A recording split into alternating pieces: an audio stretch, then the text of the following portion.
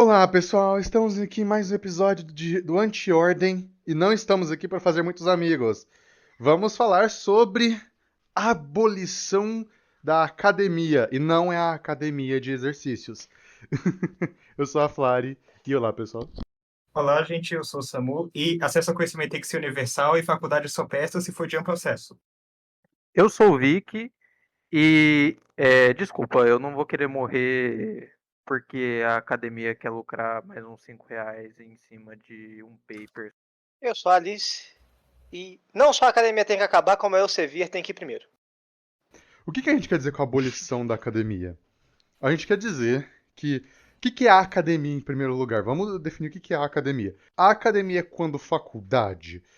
Não. É quando o prédio da faculdade? Não. A academia é quando existe um sistema social e econômico ao redor da produção e do controle do conhecimento. E isso quer dizer toda a parte ali da. Não sei se dá para incluir, mas vamos falar da parte da reitoria, a parte de controle de estudantes, toda aquela parte de administração de todas as faculdades, sejam elas públicas ou privadas, etc, etc, etc. A divulgação científica, de forma oficial, assim como um todo. Vocês entenderam, gente? O pessoal que tá administrando o rolê inteiro. E não só a administração, mas todo o rolê, todo o controle, todo o sistema e cultura ao redor da academia. Porque não é só a Cultura administração. acadêmica. Não é só a administração que faz parte da academia. O doutor, que controla a maior parte dos bônus, a pessoa, você reproduz sistemas acadêmicos. E quando a gente fala de academia nesse sentido, e quando eu falo dos sistemas de controle, são sistemas sociais de controle. Por exemplo, vamos falar um pouco sobre como a academia do Brasil, por exemplo, é subserviente a uma certa forma econômica de processos europeus. Por exemplo, em como muitas linhas acadêmicas do Brasil se recusam a ver os indígenas como agentes próprios dentro da própria natureza biológica do Brasil. Podemos falar muito sobre isso. Falem, vamos lá. Eu acho que também uma outra coisa muito importante de pensar sempre que a gente está falando sobre os problemas principais da academia, justamente pensando na questão da cultura acadêmica, é a gente pensar muito no produtivismo, que é um negócio cada vez mais obrigatório, que tem um viés e uma ideologia extremamente capitalistas e extremamente late stage capitalismo, que é a pior possível, né? Que é essa questão e esse peso imenso que existe em cima dos pesquisadores e até dos que têm mais poder acadêmico, que é sempre a de você ter que produzir, produzir, produzir paper sem parar e publicar aquela montoeira de coisa. E muitas vezes isso, inclusive, é um tiro no pé para a própria produção de conhecimento, porque você acaba com o que algumas pessoas na academia apelidam de ciência salame, né? Que você pega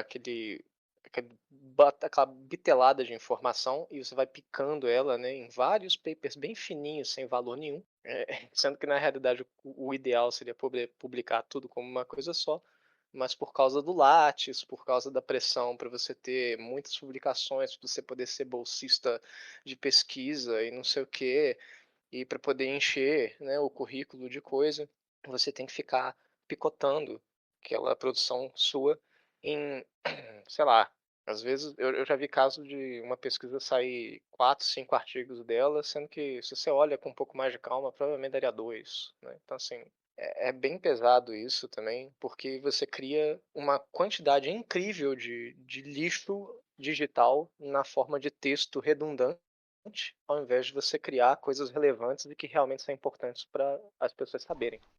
Uhum. E a academia, como a gente fala, a gente tem que pensar no.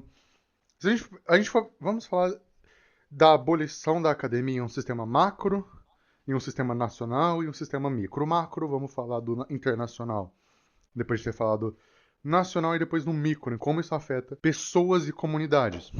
No macro, vamos começar pelo macro, então tem todo esse negócio da hiperprodutividade, é uma coisa macro, porque não é uma coisa só do Brasil, isso é coisa internacional. Isso é uma coisa que, tipo, você tem que produzir, você tem que produzir, você tem que lançar, você tem que lançar papel, você tem que lançar. Porque a maior parte dos governos utiliza produtividade como uma forma de medir é o quão bom você está sendo. Então, tipo, Exatamente. eu lembro de um físico que ele lançou 2 papers na vida dele. 2. E o cara, os 2 papers foi fodão, mas ele fala, ele é a exceção. Ele é a exceção. A maioria dos físicos tá lá, tipo, lançando 3 por ano. Estão lançando 3 por ano. Sabe? E isso, de alguma forma, impede a ciência, por causa que você não tem tempo de maturar as ideias, debater. Você não tem tempo. Pensa só, você lançando 3 artigos por ano. Tem gente que lança 5, tá? Tem gente que lança 5. Se não 6. Se não 6, mas tipo, lançando 3 papers por ano, 3 artigos por ano. Vamos lá, lançou 1, 2, 3 por ano. Quanto tempo você teve para pensar, maturar a ideia, organizar pensamentos e debater aqueles pensamentos com outros pensadores, com pessoas até de fora da sua área, para você tentar ver outras perspectivas? Você não teve muito tempo. Porque se você está lançando 3 por ano, considerando que você tenha pelo menos um tempo de férias entre as suas outras obrigações acadêmicas, você está lançando um paper a cada 4 meses. Então você não tem só. Você não está só escrevendo, você tem que ir para reunião, você tem que, sabe, você tem que fazer outras pesquisas, ajudar outras pessoas muitas vezes, você tem que, às vezes, dependendo do seu nível acadêmico, você tá guiando outras pessoas, você tem que dar aula muitas vezes, ao mesmo tempo você tem que dar aula, tá? Então, nesses 4 meses você não tá só pesquisando, você não tá só. Você tá. E você lançando um papel a cada 4 meses, qual que é a qualidade desses papéis? Alguns vão ser mais altos que outros? Vão, mas você não teve tempo de maturar e pensar. E aí que entra a galera tendo ponto cego demais nos papéis. E não só no Brasil, isso é um problema literal internacional. Tipo, se você for pra Europa, vai ser assim. Eles querem produção, eles querem que você produza, produza, produza. Sabe? Se você for pros Estados Unidos, é assim, eles querem que você produza, produza, produza. Eles querem produção, eles querem que você produza paper. Eles querem que você produza artigo, que você produza revista, que você produza algo, que você tenha algo para mostrar. E aí também começa a corrida pelas publicações maiores. Ser publicado numa Nature te abre tanta porta. Vocês não têm ideia, sabe? Não tem ideia do tanto de porta que essa porra te abre. A gente também pode puxar esse assunto sobre como tem uma parte muito subestimada da parte acadêmica, que é a parte de trabalho emocional, que quem trabalha na parte acadêmica também que tem que lidar. Porque, como você disse, essas pessoas não estão só fazendo pesquisa, elas estão, sabe, puxando o projeto, elas estão tendo que, ao mesmo tempo, lidar com a carga emocional que alunos e colegas podem ter, tentando manter um ambiente, sabe, um ambiente legal para se conviver dentro da universidade. E isso tudo leva em conta também o trabalho que quem trabalha fazendo pesquisa, quem trabalha dando aula e participando da universidade como um todo, também vai ter que fazer. Depois eu vou colocar, depois vai ter um link na descrição do vídeo que sair e vai explicar um pouquinho melhor sobre isso. Mas é um aspecto interessante que a gente também deveria estar pensando sobre quando a gente fala sobre a academia e como ela basicamente faz você trabalhar para ajudar os outros e não te paga por isso. É interessante esse ângulo, inclusive, mesmo. Pensando nas minhas próprias experiências, é bem relevante. Uma outra coisa que eu acho que, assim, até para exemplificar e dar uma ilustração muito boa sobre como esse produtivismo é um perigo, Flávio. Olha só, eu achei até engraçado. Você tava falando assim, nossa, tem gente que publica 4, 6 artigos no ano.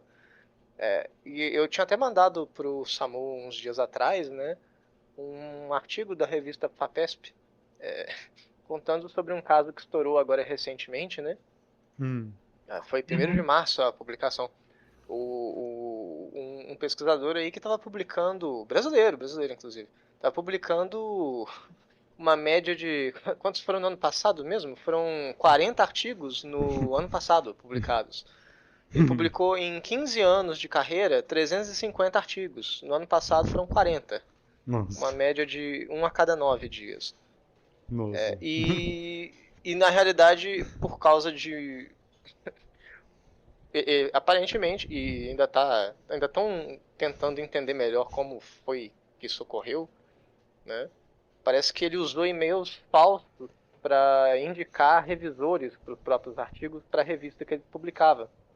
Então já foram retratados 45 artigos de autoria dele por causa disso. Nossa. E assim, é muito engraçado ver inclusive a disputa entre ele e a revista, porque os dois meio que tentam empurrar a responsabilidade inteiramente pro outro.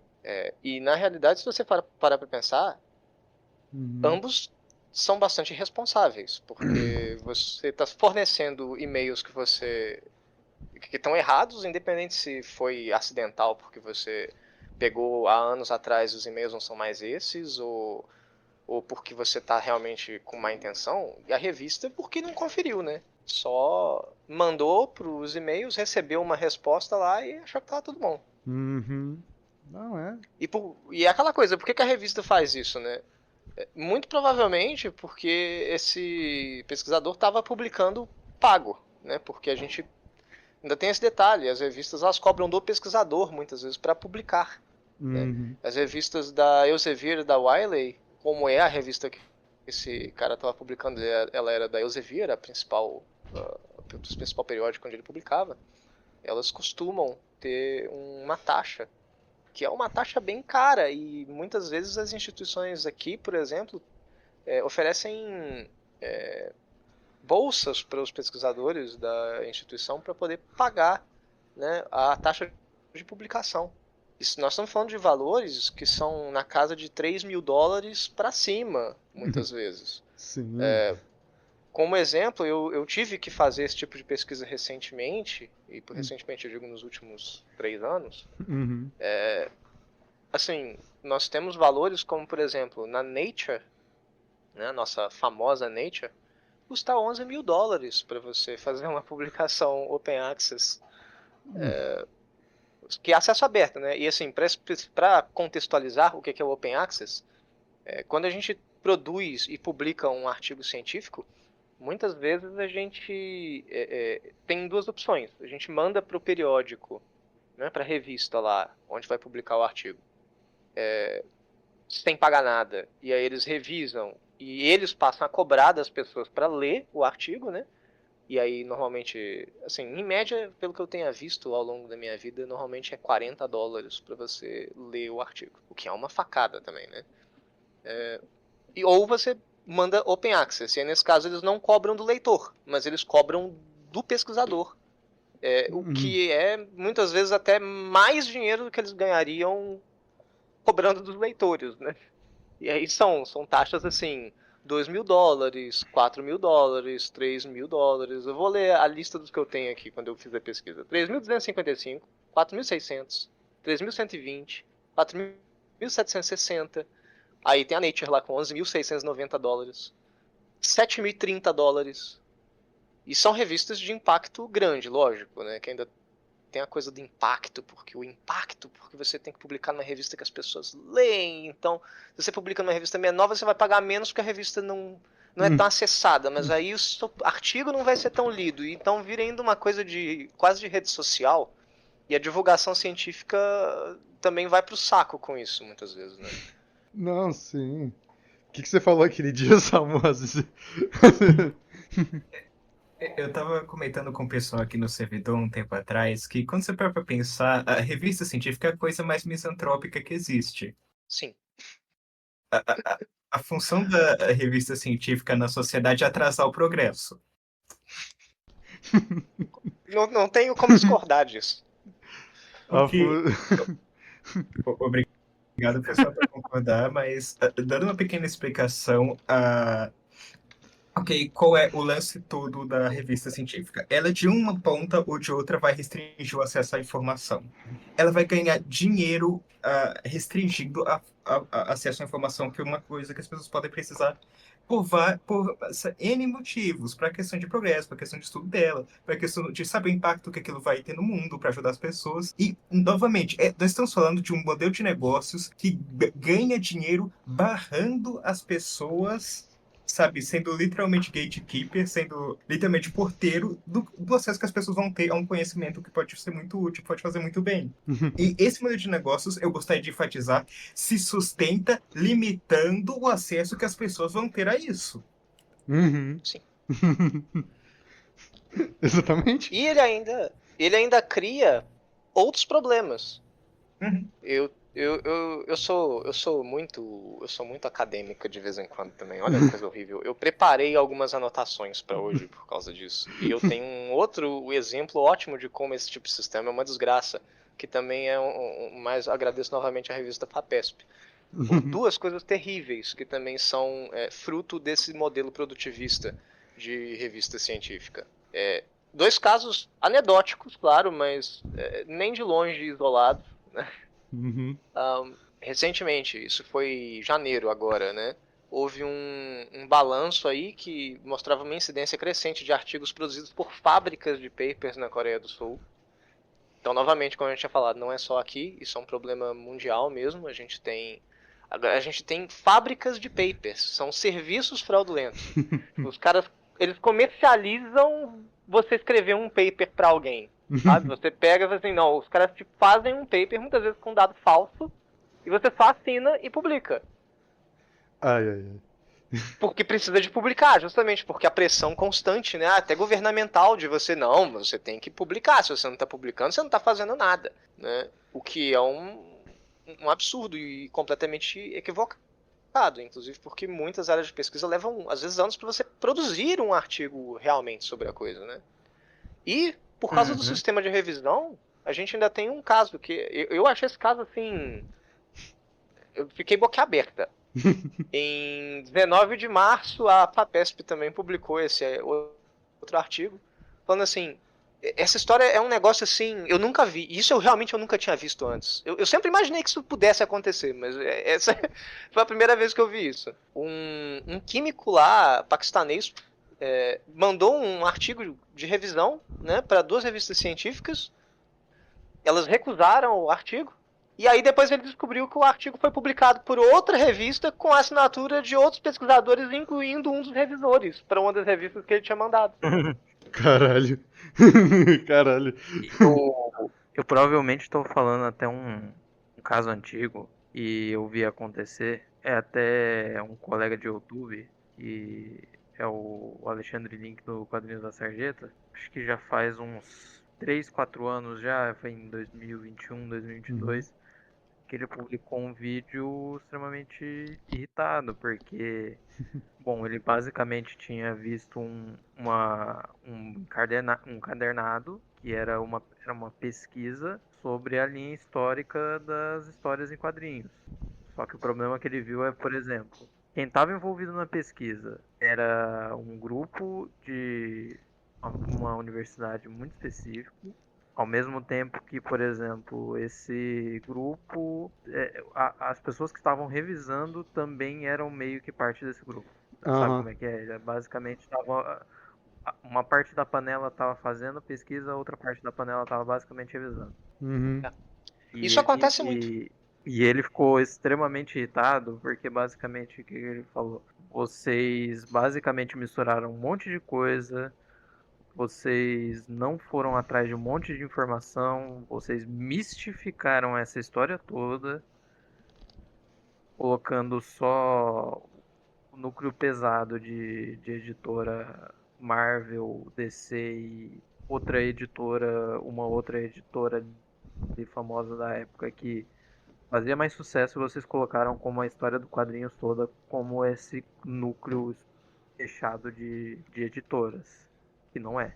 E vê que ele tá bem irritado porque é uma coisa que é cara dele, sabe? E pelo que ele falou, assim, um monte de gente veio depois reclamar com ele, veio fazer chacota no privado, várias coisas pesadas. Aí eu já não vou realmente saber a veracidade de tudo isso, mas eu queria apresentar esse caso porque eu acho que é um caso curioso e eu acho que demonstra como a coisa de, sabe, fazer a pesquisa e publicar ela e tal é muito menos sobre realmente espalhar a informação, o conhecimento sobre o tema do que você está pesquisando e muito mais sobre como é que eu consigo fazer isso de uma forma rentável.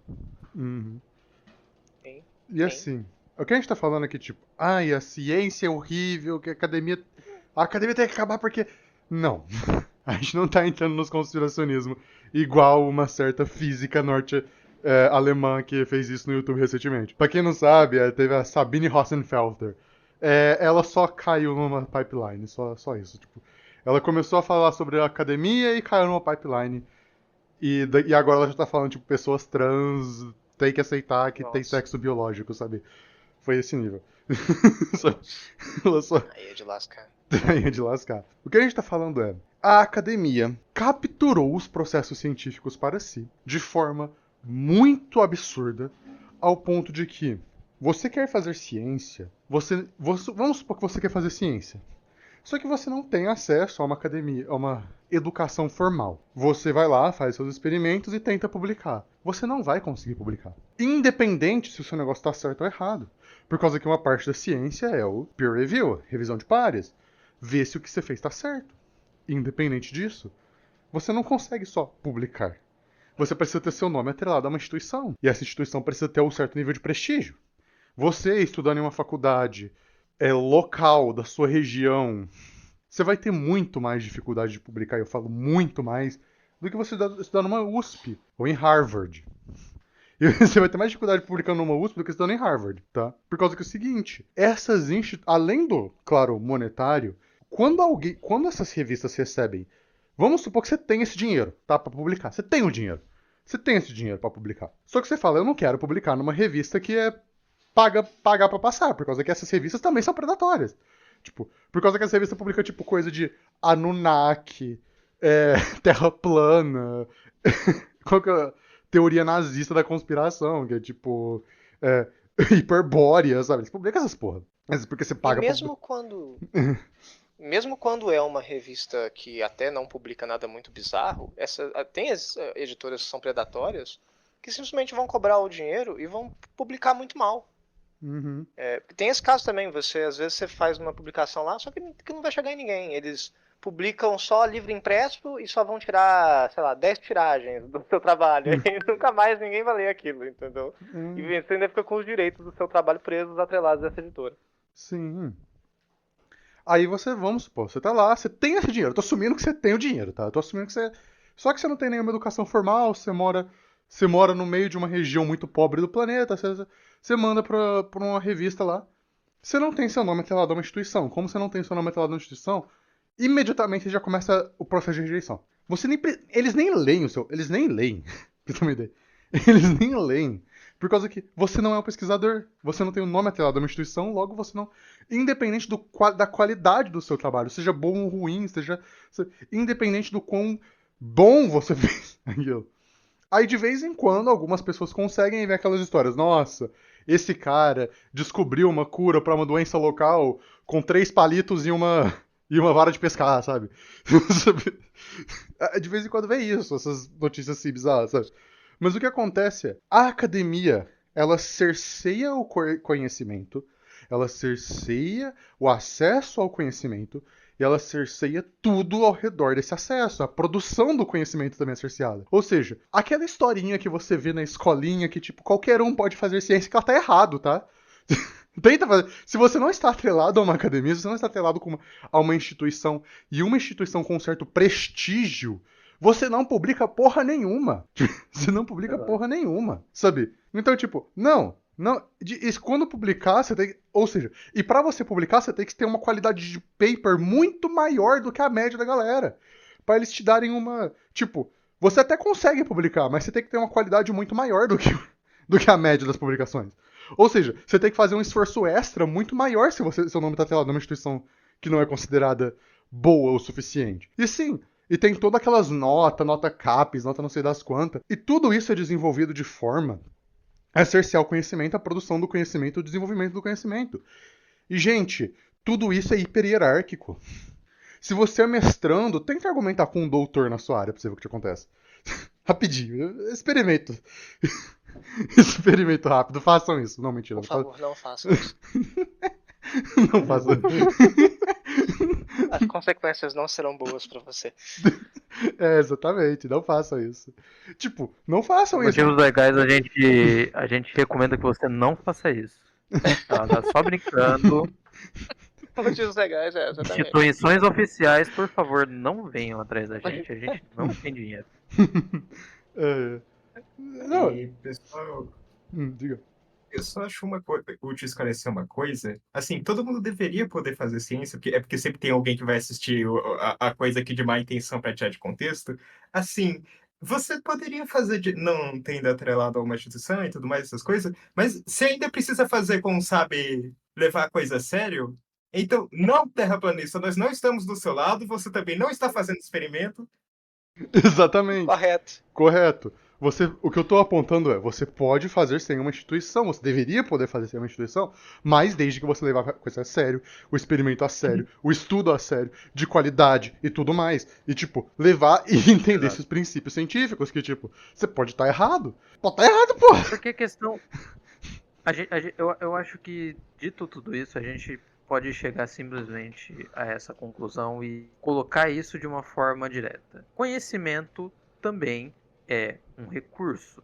Portanto, o que a academia faz quando ela pega e castela todo o conhecimento que ela tem, toda a pesquisa, tudo o recurso que ela tem para produzir esse conhecimento, ela basicamente está cerceando esse conhecimento da sociedade e decidindo quem, como e quando esse conhecimento vai ser passado. Então é isso que a gente está falando com a academia tem que sumir, porque a gente está falando de a gente está tentando sumir com a instituição que cerceia esse recurso tão valioso da sociedade. Acho que justamente vem aí acho que o Samu falou uma palavra que eu acho que é fundamental para entender como funciona a academia. E ela tá. É justamente esse cerceamento. É o gatekeep. Tudo acadêmico termina em um gatekeep qualquer. Seja por causa da hierarquização, seja por causa das paywalls de pesquisa, seja por causa das paywalls para você publicar, seja no momento em que você vai fazer, e esse é um caso ótimo também, um concurso para uma área especializada, e o concurso te pede ensino superior sem especificar qual curso. Que é um negócio, por exemplo, eu estava pensando nisso esses dias, eu achei interessantíssimo, porque quanto mais eu penso, menos sentido faz. Qual a razão para você exigir ensino superior, graduação completa, se você não especifica uma área para ela, nem uma área afim? E foi o caso, por exemplo, do concurso que teve agora para o ICMBio. Era um concurso em que você só tinha que ter ensino superior, independente da vaga, para ser analista ambiental. Então, assim, que diferença tem? E eu não estou querendo com isso ser ofensiva com quem é dessa formação, mas que diferença tem entre o conhecimento de, sei lá, uma pessoa de matemática básica, de matemática pura, aquela matemática bem teórica, para um aluno de ensino médio, quando você está discutindo entender processo evolutivo? Sabe? Nenhuma dessas duas pessoas estudou isso para além do conhecimento de ensino médio. Então, qual a razão de você ter uma exigência dessas? Elitismo. É só um gatekeep a mais. É você dizer assim, ah não, o cara passou mais 4 anos estudando. Não tem nenhuma razão além dessa. E quando a gente lembra que mesmo com o ensino público brasileiro sendo gratuito, porque a gente tem o ensino superior muito considerado melhor nas instituições públicas federais, a gente tem que lembrar que para você chegar até a instituição pública federal para graduação, muitas vezes você tem problemas nesse caminho e sempre há uma vantagem maior para o pessoal que estudou o ensino médio em escola privada. Sim. Até porque... Então há um elitismo econômico. Aliás, não. O ensino médio só. Ensino médio, fundamental. Sim. E às vezes até o berçário. Porque assim, o que eu vou falar? A gente tem, no ensino brasileiro, uma casta. Eu falo com todas as letras, a gente tem uma casta de pessoas que são selecionadas desde que elas nascem para elas saberem entrar nas melhores universidades e fazerem, sabe? Basicamente você faz um caminho inteiro, se você quiser, para essas pessoas. Porque você tem instituições de ensino com materiais de ponta que cobram mensalidades absurdas, as pessoas pagam, e aí essas crianças que estão nessas escolas aprendem coisas que pessoas que estão fazendo só ensino público nunca vão encostar. Isso que eu tô falando, berçário e ensino fundamental. E aí, quando essas mesmas pessoas entrarem numa escola particular que seja de ensino médio, se elas forem competir com pessoas que fizeram ensino público antes, as pessoas que fizeram ensino público antes e entraram agora por algum motivo no ensino médio em escola privada também vão ter problema. Não, sim, a escola no Brasil, ela é efetivamente uma escola de retalhos. É uma coxa de retalhos. No ensino fundamental, você tá tentando ajustar os buracos que vem de antes, e aí depois no ensino médio, você tá tentando ajustar o ensino fundamental, e tipo, coxa de retalhos, a gente tá reparando tudo. Isso eu ensino. E principalmente agora com o novo ensino médio. Porque assim, escola particular, o novo ensino médio, eles estão metendo louco nos garotos pra fazer vestibular. Vestibular. Ensino público é outro rolê. É outro rolê, é bem diferente, é muito mais. Sabe? Ou seja, eles estão querendo criar uma distância entre ensino público e ensino privado de novo. Sabe? Porque nos últimos anos, antes do Temer, estava tendo uma aproximação. Não, antes do Temer, isso era notável. Estava tendo uma aproximação gradual, mas notável, entre o ensino público e o ensino privado. Ao ponto de que algumas pessoas naquela época, eu lembro daquela época, eu estava no ensino médio naquela época, algumas pessoas naquela época começavam a tirar os filhos do ensino privado para colocar no ensino público, dependendo da escola, sabe? Porque as escolas públicas estavam tendo melhores desempenhos. Elas estavam melhorando. Tava tendo uma melhoria na época. Com o novo ensino médio, isso foi tudo pro caralho. Isso foi tudo pro caralho de novo, sabe? Gente, Sim. Desde dos anos 2000, não é nem o Lula, não é nem PT, nem nada disso. Desde os anos 2000, o ensino público é chacotado, mas vinha vindo uma melhoria gradual no ensino público, uma melhoria estrutural no ensino público, aos poucos, em dados gerais. Não, mas a minha escola era horrível. Tá, tudo bem. Mas isso a gente não pode falar individualmente, a gente tem que falar em dados gerais. Em dados gerais, estava vendo uma melhoria gradual, ou seja, não era uma coisa, eles estavam mais notável no ensino público. Essa melhoria desapareceu depois do novo ensino médio. Só desapareceu, tá? O ensino público, houve um sucateamento muito rápido do ensino público. O que leva, novamente, à questão da academia. A academia é um castelo e eles tentam encastelar cada vez mais. No Brasil, a Alice já comentou muito disso, que quando a galera começou a fazer muito mestrado, o mestrado virou, mestrado é pra qualquer um, agora tem que ter doutorado. Tipo... Sim. É exatamente isso. É. Olha o gatekeeper de novo. Ou seja, você sempre cria alguma coisa. E quando o doutorado, teve uma época pequena, assim, acho que foi um ano, assim, que o doutorado começou a ficar mais acessível. Aí falou, não, agora é pós-doc. Sim, agora exatamente. Ou seja, sempre tinha uma nova escada. Quem tava em cima criava uma nova escada pra poder falar merda de quem tava embaixo, pra poder chutar quem tava embaixo, sabe? Você nunca ia alcançar eles, era muito difícil você alcançar essa galera. Sabe? Por causa que, tipo, pô, fiz o mestrado, mas não, mestrado é pra qualquer um, agora é doutorado. Pô, fiz o doutorado, agora é pós-doutorado, sabe? Você nunca para. Nunca tem um objetivo que, tipo, você fala, não, agora você é igual a gente. Não, você nunca vai ser igual a classe encastelada de academia no Brasil. Não vai. Por causa que você, principalmente, aí a gente vai entrar na questão do Brasil, principalmente se você for uma minoria de gênero, raça, sexualidade ou outras em geral. Por causa que aí a gente tem que falar de como o ensino superior brasileiro é altamente branco, altamente misógino e altamente racista. Tipo... E aí eu já vou puxar algumas notícias merdas que vem acontecendo nos últimos anos, como os gritos agorafóbicos que aconteceram numa cidade aqui perto de Campinas, o cartaz, que eu sinceramente não vou repetir o que tinha no cartaz, mas era um cartaz apologético ao estupro, que aconteceu numa equipe de direito de alguma esportiva. Eu não vou lembrar a região também. Provavelmente quem viu o caso sabe do que eu tô falando. E vários outros casos de esportivas onde alunos de classe média alta para alunos ricos começaram a fazerem gritos de desprezo com qualquer outro aluno que fosse de renda mais baixa. Esportiva e atlética, em geral, é vanguarda do reacionarismo no Brasil em vários pontos, né? Exatamente. É outro ponto que eu ia chegar. É literalmente, sabe, nutre todo o reacionarismo que essa galera já tem, eles conseguem nutrir toda vez que eles disputam alguma coisa, seja qualquer jogo que seja. Sim. E aí você tem todo esse encastelamento, e aí você tem tudo isso. E aí a gente entra o quê? Vestibular. Gente, se perguntem uma coisa, por que vestibular existe? Por quê? Você não tem que fazer vestibular pra entrar no ensino médio, tem? Não tem. Aliás, você tinha, nos anos 80, 90, você tinha que fazer. Por que você não tem? Tipo, por que você tem que fazer? Por que eles tiraram o vestibular do ensino médio? Não, vestibular, não era vestibular, era prova de entrada, mas foda-se, era um vestibular. Por que você tinha que fazer vestibular naquela época? Pra encastelar o ensino médio. Porque, gente, antes do ensino superior ser assim, o ensino médio também era. Ensino médio era coisa de classe média, tá? Já foi coisa de classe média, ensino médio. Tá? Quem terminava o ensino médio era classe média.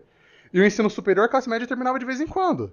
Aí, o que virou? Ensino superior, ter uma graduação virou coisa de classe média. E aí depois, sabe, as classes sociais foram movendo no ensino. Ou seja, não tem. Hoje em dia não tem vestibular para ensino médio. Por que tem vestibular para ensino superior? Por que você não pode se inscrever na faculdade e quando tiver vaga você entra? Por quê? Sabe?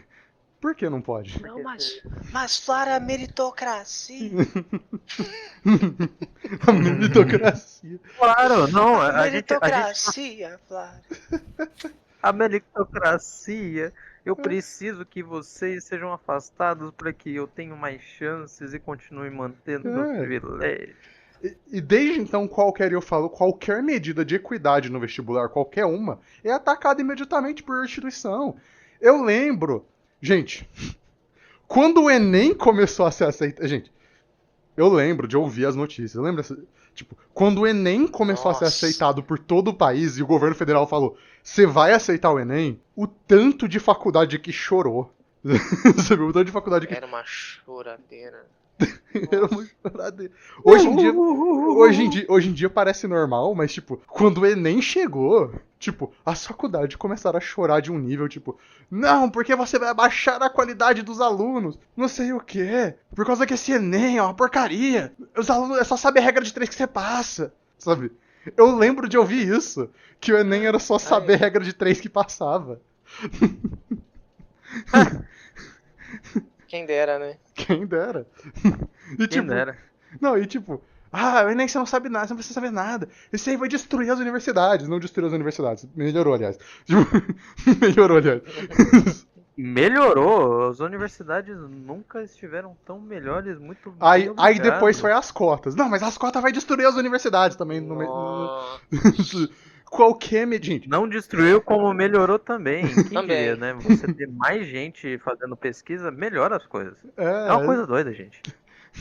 E tipo... Fala. Diga só. Você ia comentar, se tem uma coisa que me deixa pé da vida como a direita pensa é a oposição a cotas, eu não tanco. É tipo, não sei o que lá, tô acabando com a meritocracia. A pessoa que faz cotas ainda precisa disputar.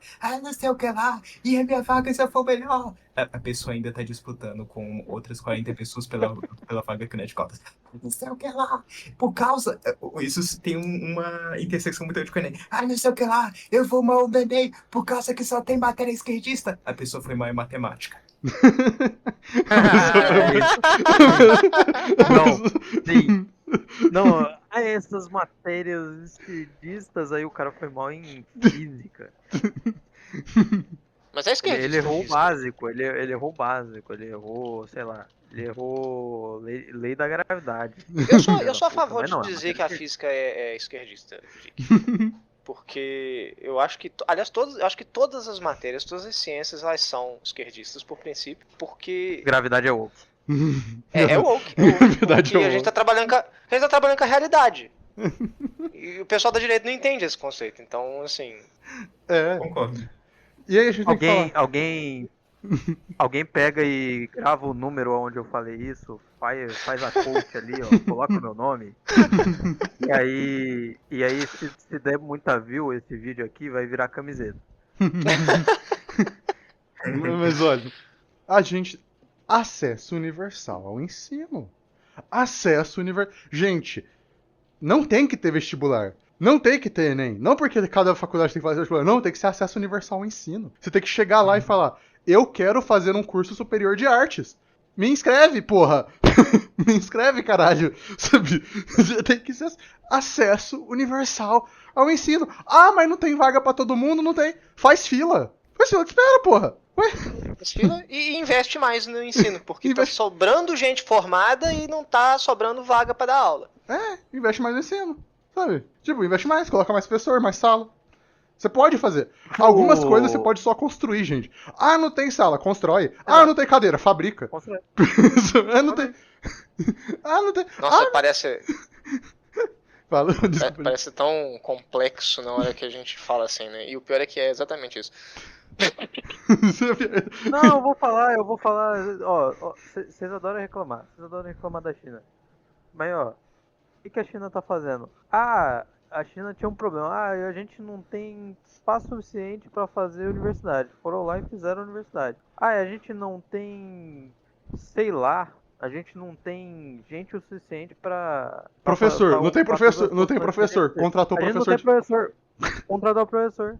Contratou. Ah, mas não e tem. a gente precisa de mais professor aqui da China. Eles fizeram mais gente entrar na universidade pra virar professor.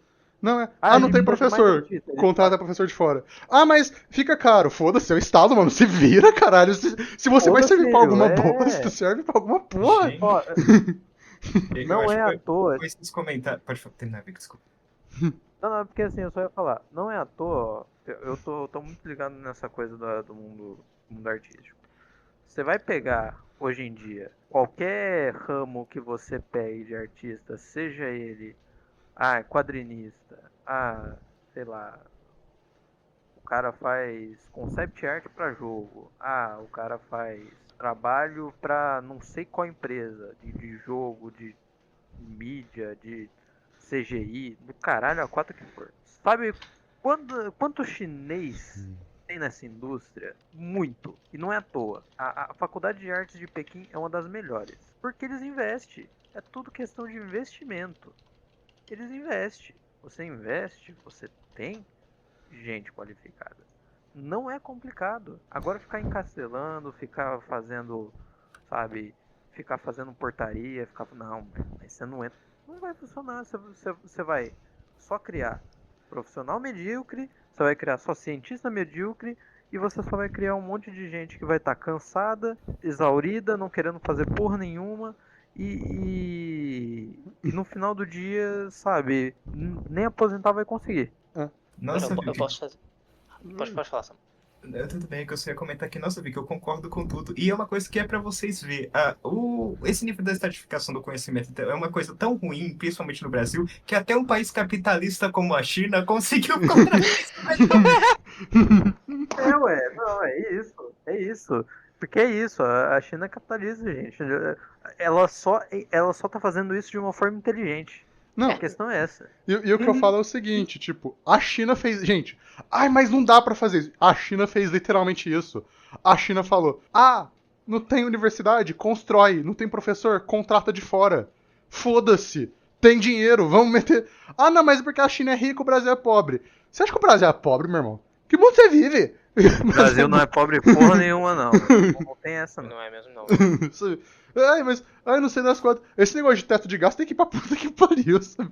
Teto de gasto. Assim, teve uma... O Ministério da Educação agora, acho que foi ano passado, investiu uma grana que eu sinceramente não entendi até agora. Porque, na verdade, assim, se a gente tivesse numa situação que tivesse precisando, mas é uma boa demonstração de como tá sobrando dinheiro até. Criaram um programa de repatriação de cérebros. Ou seja, aquela coisa assim, muita gente nossa tá se formando aqui, aí depois vai fazer uma pós-graduação no exterior e fica fora. Então a gente perde os cérebros, né? Os pesquisadores que a gente deixou irem para o exterior e que não voltam mais. Né? Como se isso fosse assim, meu Deus, maior... E aí criaram um programa de repatriação. Os caras vão ficar pagando bolsa e são salários legais, assim, dá um professor adjunto de universidade federal, para as pessoas voltarem para cá. E eu fiquei de cara com isso, que eu fiquei pensando assim, olha a quantidade de dinheiro que podia estar sendo investido em criar vaga para dar aula em universidade federal para pessoas que já estão aqui. Porque está entupido de gente formada que não saiu do país e que tem pós e que está aqui. Mas direto. É só você ver qualquer concurso para professor atualmente, tem muita gente tentando. Uma das coisas que a gente não tem, a gente não precisa no momento é gente de fora, inclusive. Assim, a gente não tá nessa situação de ter que chamar professores de fora. A gente só precisa de criar as vagas, de criar a oportunidade para as pessoas serem empregadas. A gente já tem tudo para fazer uma expansão maior ainda do ensino. Só precisa da boa vontade e do investimento no lugar certo. Uhum. E, Mas assim, pode falar, eu Vic. eu só vou te questionar numa coisa. Você acha mesmo que esse bando de reitor, pau no cu, broxa, velho, vai querer deixar um monte de professor fudido entrar em vaga de universidade? A Claro que não. bosta. Eles querem o pessoal que consegue viajar para o exterior e ir Sim, pra Alemanha exatamente. fazer A pior, Vic, nem é o Porque esse reitor. jeito A tem pior, dinheiro. a pior parte é que O decide reitor nem decide isso. nem é o reitor que decide isso, Vic. Quem decide isso é a porra do Estado, a porra do governo, sabe? É, Tipo, Isso é, não é nem o isso é reitor. MPQ. Tipo, Isso é MPQ, Ah, eu- Ministério da Educação, as vagas de universidade Assim, dificilmente vão... muda a profissão, deixa todos os elogios que eu deixei. Não, você só errou o andar da hierarquia. Brocha, sim. esse bando de velho, brocha, pau no cu, Não, a pior não parte. sabe tenho aonde enfiar mais dinheiro. Eu tenho uma pergunta retórica em resposta pra você, Vic. O que a gente poderia esperar de um sistema de produção de conhecimento e de organização e produção que é baseado e criado por burguês eurocêntrico e europeu? Não, porque é isso que a academia é, né? Vamos ser bem claros assim, em relação a isso, né? A academia é uma invenção europeia de burguês. E assim, ó. Vamos falar agora, por que abolir a academia? Ah, mas você quer abolir a academia? Por quê? A academia é um sistema europeu. E não só por ser europeu, é um sistema colonial. Ele é um sistema, no Brasil, escravocrata. Sim, a academia é escravocrata no Brasil. A alta casta da academia do Brasil, e é uma casta. Porque, eu sou doutor, você é doutor. Tenta ser reitor por um segundo pra você ver o que te acontece. Rapidinho. Se candidata à reitoria aí. Vê lá o que te acontece. Você vai ganhar status de. Como é que fala? Você ganha status de persona não grata em 3 segundos. Na universidade. Tipo, porque existe uma casta de pessoa que é permitida a ser reitor. Tipo, eu lembro de quando eu tava na Unesp, gente. Na Unesp. Dava treta por causa de uma eleição de reitoria 4 anos antes. Sabe? A galera. Os alunos, basicamente teve uma eleição da reitoria. Eu não vou saber os detalhes exatamente, mas teve uma eleição da reitoria. Os alunos estavam putos por causa que a reitora, que tinha o apoio da maioria, absoluta, de 75% do corpo estudantil, não ganhou. Ganhou um cara lá, aleatório. Nem nunca vai ganhar. Porque voto de estudante não vale nada. Voto de estudante não vale nada. E tava tendo uma briga na Unesp por causa que eles queriam voto direto. Eles queriam um voto direto pra reitoria. E não existia voto direto pra reitoria. E tava uma briga, tava treta mesmo. Isso foi 4 anos antes da galera tava brigando por causa disso. Porque, a galera tava chamando o reitor de ilegítimo. Por causa que esse reitor é neoliberal, o reitor é isso, o reitor é aquilo. Na época eu não pegava, mas hoje eu pego, que sim, o reitor é neoliberal, sim, aposto que ele é um merda, mas a reitora lá que vocês queriam, que era uma... Que assim, eu não duvido que ela seja ótima e tal, mas ela virou persona não grata, por causa que ela tava desrompendo a estrutura universitária, sabe? Ela tinha um monte de projeto da hora, inclusive. Era projeto de, aumentar corpo estudantil, aumentar, como é que fala? Aumentar, zona de habitação estudantil, aumentar bolsa de estudante pobre. Ela tinha um monte de projeto da hora. Só que não vai passar, porque ela tinha projeto da hora, sabe? Porque esse projeto da hora desrompe as coisas, sabe? Quebra. A faculdade, ela queria passar esse ar de ser superior intelectualmente, o caralho a 4. Eu lembro do diretor do curso chegar e falar assim, ó, nós estamos passando essa medida, era uma medida muito merda, que basicamente te obrigava a pegar todas as DPs no semestre seguinte. Te obrigava. Isso fudia tudo, por causa que ele automaticamente te travava no DP, e aí muitas vezes te travava ou seja, virava uma bola de neve, você não podia organizar seus horários. Você não podia pegar seus horários e organizar. Você tinha que pegar as DPs, obrigatoriamente. E isso travava contra os horários de curso, isso virava uma bola de neve do caralho. Aí ele falou assim, ó, nós vamos fazer isso porque o aluno vai pensar 2 vezes antes de pegar DP. Como se funcionasse assim, porra! Como se eu quisesse pegar DP, caralho! Sim! Eu Não. vou ficar de dependência hoje, sim ou não? Eu quero tirar uma nota boa. Depois eu acho soube que que depois não. de 2 anos eles reverteram isso, mas é que, tipo, porra, 2 anos, caralho! Isso é engraçado porque isso é um tiro no pé até para a própria instituição, porque reprovação e falta de formação e de colação de grau de estudante diminui a nota da universidade dentro do conceito do curso. Então isso é ruim para a própria instituição. Que medida terrível! Eu só tenho Porque duas isso coisas a dizer atrasa. sobre isso. Para e bens. Não, esse é um tiro no pé incrível. E é por elitismo, é realmente só assim, não, eu vou punir esses mortais desses alunos, eu aqui do alto da minha torre de marfim linda, maravilhosa. Não, eu sei que E não, e calma, a história é um pouquinho mais funda. Eu sei que teve treta, eu sei que teve briga no departamento, eu sei que, tipo, uma professora de matemática quase saiu no tapa com o diretor de engenharia, tá? Tipo, sabe, teve esse. Porque Maravilha. a professora de matemática virou e falou: Vocês são um bando de elitista! Isso não se faz! Os alunos são humanos e não sei o quê! E começou a gritar com o com o diretor de engenharia, falou que era uma medida absurda. Eu sei que teve. Gente saiu no tapa quase. As pessoas saíram quase no tapa. Eu sei que teve treta, briga, discussão. Sabe? Discórdia. Discord, o cara. Porque assim, ó, gente, por mais que a gente fale da universidade e da academia, todo mundo na academia é babaca? Não. Tem muita gente que tá tentando fazer alguma coisa lá. Porque a academia não é a polícia, vamos. Calma lá. Mas a academia é uma Frequentemente. Mas a academia é uma estrutura de poder. É uma estrutura de poder que é reproduzida constantemente. E é uma estrutura de poder que se reproduz de acordo com o cerceamento do pensamento e dos títulos concedidos.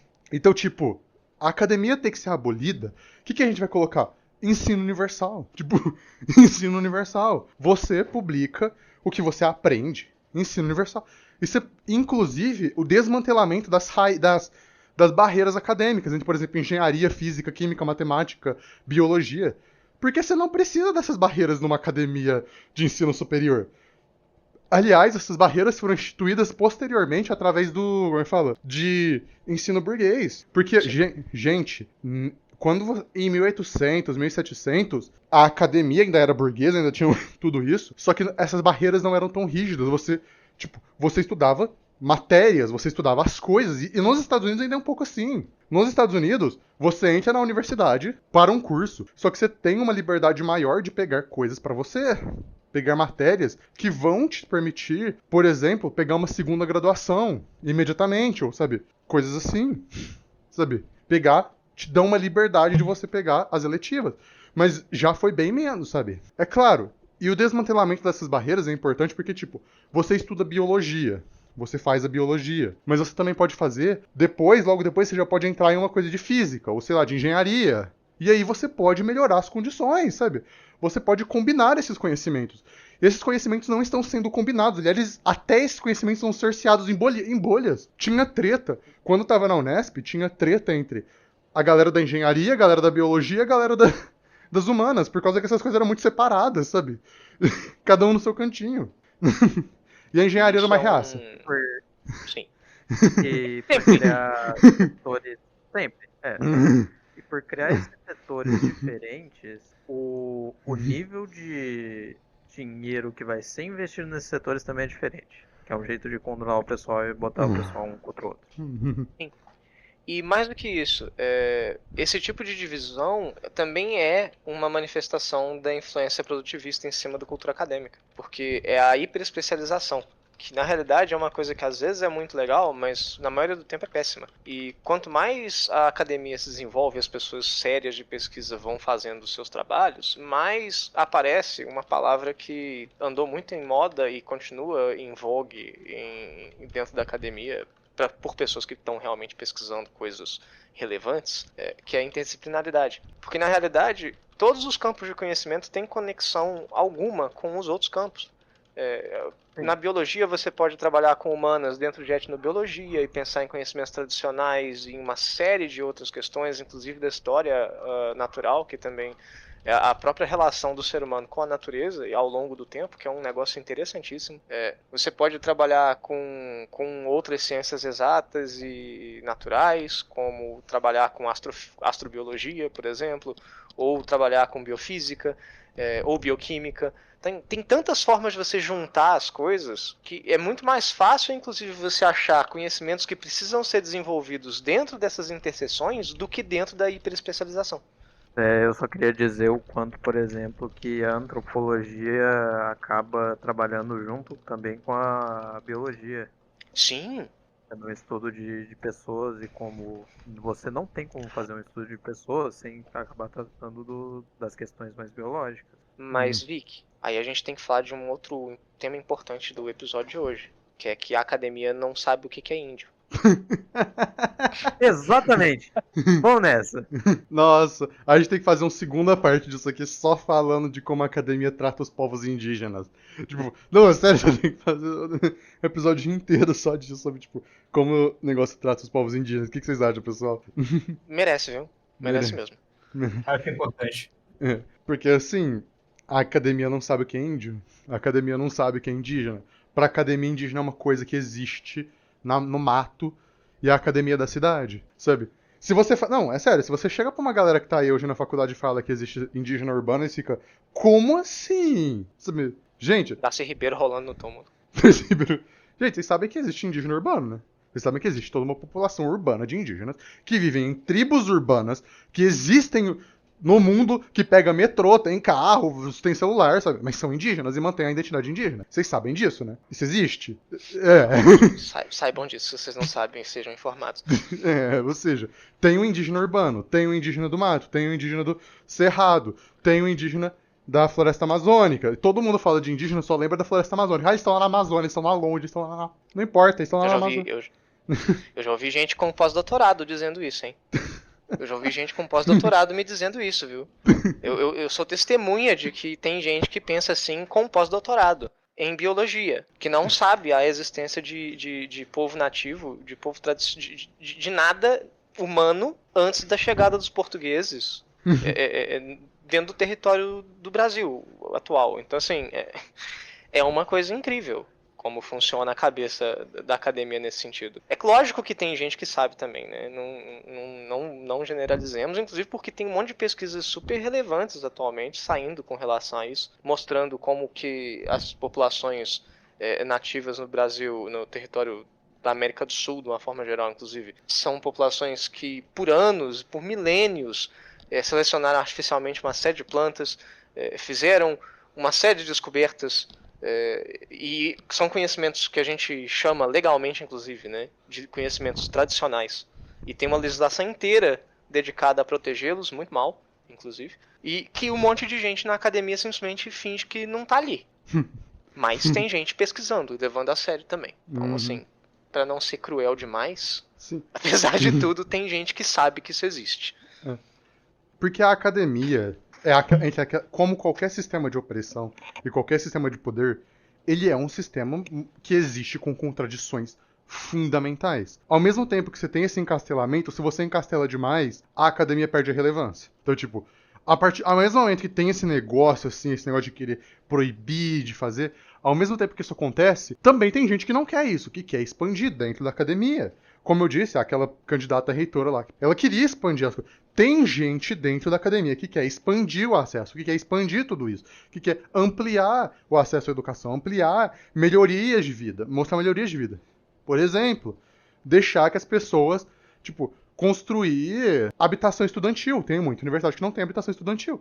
Por que você precisa de habitação estudantil? Porque às vezes você é a única universidade num raio de 700 km, sabe? E a pessoa que está a 700 km de distância não vai poder ir e voltar para a cidade dele todo dia. Ele tem que morar na cidade. E morar na cidade custa caro. Aluguel, tem coisa, sabe?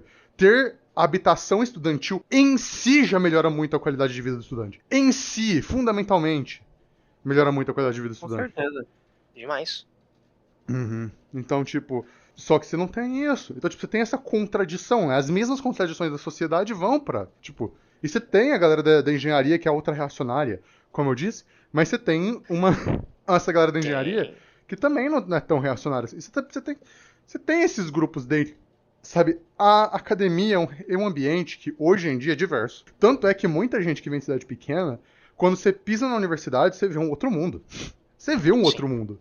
Você tem esse negócio aberto pra você. Por causa que a academia ela não precisa ser isso, você não precisa de uma academia para isso. Você pode ter uma universidade sem ter uma academia. Sem ter um cerceamento do conhecimento. Exato. Precisamente. Essa é a frase. Essa é a frase, Flávio. Essa é a frase. Ô, Fari, mais alto o pessoal do fundo ouvir. Mais alto o pessoal do fundo ouvir. Ai, é isso, gente. Você pode ter a universidade sem ter a academia cerceando tudo isso. Você pode ter esse ambiente diverso onde a galera vai, abre os horizontes, abre a vida dela, sabe? Pra possibilidades, pro mundo ao redor, sabe? Pra realidade ao redor. E muitas vezes você tem que fazer isso de uma forma, tipo, poxa, eu pisei aqui, agora eu sei, agora eu tô vendo o mundo, eu tô vendo, tipo, gente da Inglaterra, gente da Rússia, gente da França, eu tô vendo gente da Bahia, tô vendo gente do Rio Grande do Sul aqui na faculdade, a gente tá fazendo na mesma sala, geralmente, às vezes, na mesma sala, dependendo de onde você tá, sabe? E aí você vê isso, você abre esses horizontes. É formativo e eu quero falar que também eu fico feliz agora que as coisas estão mudando um pouquinho, pelo menos, porque a gente sabe que, com a gente falando isso sobre toda a questão de você ter menos dinheiro, você não consegue entrar na faculdade. Isso não era um sonho para muita gente que morava em comunidade carente, e principalmente quando a gente fala de periferia. A coisa está mudando, muita gente da periferia tá começando, não tô dizendo que ainda já dá para dizer que é uma vitória, porque ainda tá começando, mas muita gente da periferia tá começando a entrar na faculdade, isso é incrível, eu acho isso fantástico, porque é uma mudança de paradigma também para a periferia. Historicamente é um lugar que, por definição, já sempre foi isolado da sociedade como um todo. E agora a gente está começando a ter esse engatinhamento para poder começar a integrar e ocupar o nosso espaço também. Uhum. Bom, para Agora, encerrar. Flávio, Diga. assim, mas você tem que lembrar. A gente ainda pode destacar também que, sem querer estragar a esperança, porque ao mesmo tempo tem essa galera que é muito importante, que tem boas intenções. Mesmo essas pessoas às vezes levam carrinho, né? Feito aquela manchete maravilhosa da Folha, né? Da mandioca realizando a façanha evolutiva. Né? A mandioca em primeira pessoa. A planta foi lá e evoluiu perfeitamente. E é um carrinho ao pesquisador, porque aí você abre a matéria e vê a entrevista e os pesquisadores estão lá falando muito claramente, sabe? Assim, cara, isso foi o trabalho dos indígenas, isso foi o trabalho dessas populações, cara. Eles conseguiram fazer um negócio incrível. Sim. E aí você vai ver a manchete, tá lá assim, a mandioca fez. A mandioca sozinha. Estou saudando a mandioca por ter se plantado sozinha. Se selecionado sozinha. Ela Exatamente. A mandioca. Ela foi por conta própria. A mandioca sentada na terrinha dela um dia olhou assim pro indígena e pensou: gostei daquele cara, eu vou ficar grande, suculenta, pra ele poder comer, sabe? Tipo, porra é essa, sabe? Mas é isso mesmo, Vic, você falou muito bem. Tipo assim, a gente tem uma mudança gradual, cara. Aos poucos a gente vai vendo e demonstrando cada vez mais isso, que a universidade, ela existe e ela pode existir sem cerceamento, né? A gente tem espaço para todo mundo e é bom ver que, mesmo que seja nesse passo de tartaruga horroroso que a gente está atualmente, que a periferia está chegando lá, que os quilombolas estão chegando lá, que os indígenas estão chegando lá, que existe espaço, e agora também, a gente ainda pode mencionar, tá tendo um monte de universidade criando cota trans também. Isso, exatamente. Cara, é assim, a universidade, a academia, a academia deveria ser, e não é, né? Mas a universidade, ela é um espaço de convívio, ela é um espaço de desenvolvimento e de criação de conhecimento. E como um espaço humano feito para interação e para criação de conhecimento, ela precisa de ser aberta justamente para que a gente possa trocar ideia com coisas diferentes, interagir com o diferente para criar coisas novas. Isso é o fundamental, cara. E é bom que a gente esteja criando espaço para isso, para interação, para todo mundo ter espaço e poder fazer alguma coisa legal. No final das contas, isso que importa. É isso. Pessoal, para encerrar aqui o nosso episódio, Pelo visto o pessoal concordou, então vamos ter um segundo episódio sobre isso, só que falando da academia e os povos indígenas. E já que o pessoal concordou, vocês acham uma boa? Vamos lá. Vai ter que ter, vai ter que ter. Vamos nessa.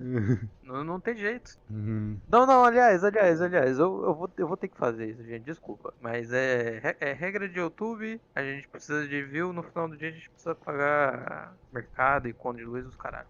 Se Pagar vocês boletos. quiserem, vamos pagar os boletos. Se vocês quiserem muito, vocês fazem esse episódio bombar. Eu quero view, gente. Eu quero esse negócio indo pra tudo que não é canto. Eu não quero ver a internet falando sobre outra coisa. Se esse episódio aqui bombar, a gente faz a parte 2. Aproveitando o jabá, já deixa seu like, comenta, se inscreve e compartilha, porque se ninguém fala isso, as pessoas não fazem. Exatamente, não, a gente tem que fazer, gente, não tem jeito, não vamos escapar como, caralho. Vamos ter que fazer. Like, se inscreve, deixa um comentário e de novo, pede que só a porra igual o bendito do lobo que não, caralho. Pede aí. Aí a gente faz o episódio 2. Vamos lá, galera. Se inscreva, lembra de inscrever. Compartilha no Blue Sky, no Instagram, aonde, sei lá, no Mastodon, no Signal, no Telegram, no WhatsApp, compartilha. Não no Twitter, porque é pau no cu do Twitter. Até a próxima, pessoal. Tchau, tchau. Até. Falou, rapaziada.